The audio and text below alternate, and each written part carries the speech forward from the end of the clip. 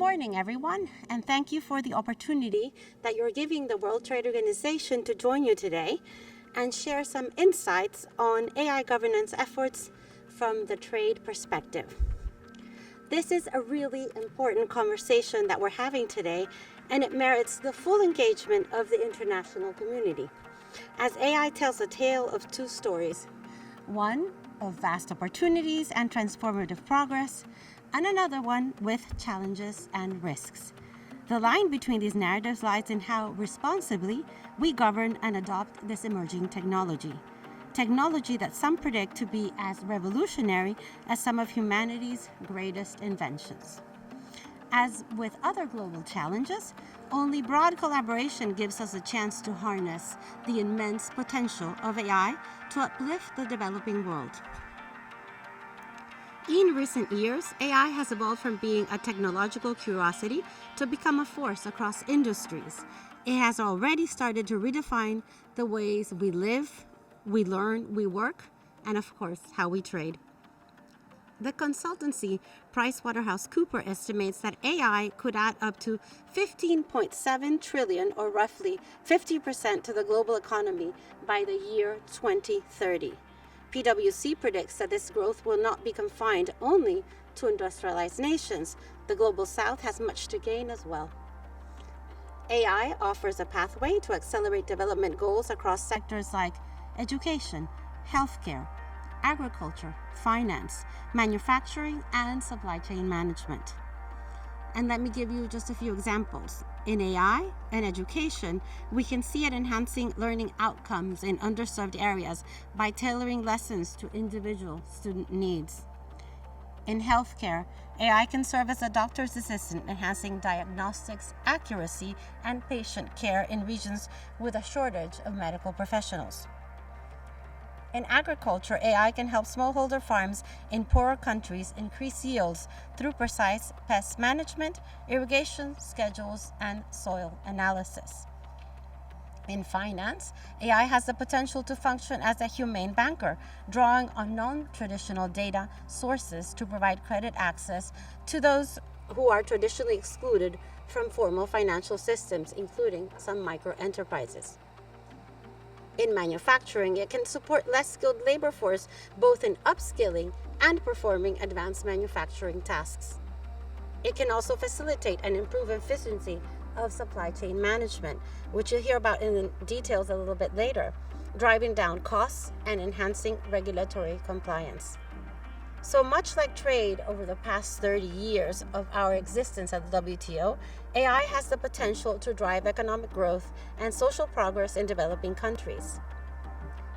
Since the year 1990, trade has lifted over 1 billion people out of extreme poverty and raised living standards, even if not all economies have benefited equally. In a recent WTO report that we did on trade and AI, highlights how this technology can further boost export-led growth, especially in low and middle-income countries, assuming high productivity growth across regions and universal AI adoption. However, like I mentioned earlier, the Janus phase of AI can create opportunities as much as it can accelerate bias. Widening the digital divide through concentrated AI development and adoption and a fragmented regulatory environment can handicap developing countries. WTO economists project that between the years of 2023 and 2040, AI could add as much as 18.1 percentage points to export growth in low-income economies and up to 16.1 percentage points to lower middle-income economies.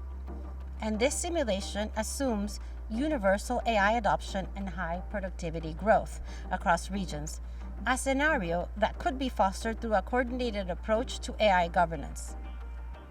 If, however, AI adoption is uneven and productivity gains are lower, then these projected gains drop to 6.5 and 6.9 percentage points, respectively.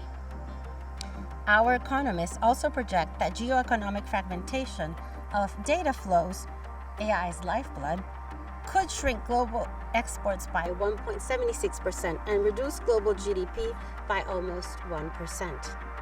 So international cooperation in AI governance is essential to maximize its benefits for everyone and avoid pitfalls.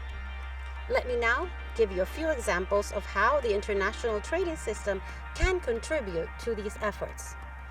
To start, I think it's important to mention that already existing, tested, predictable WTO rules apply to trade in AI-enabled goods and services.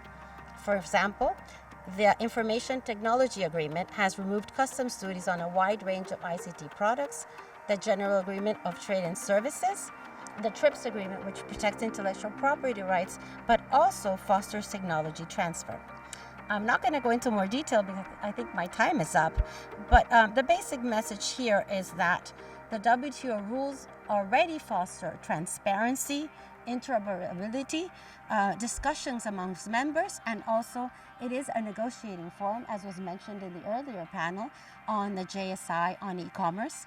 And we also have the e-commerce work program, where developing countries and developed countries discuss what are the needs and the pitfalls of the digital economy.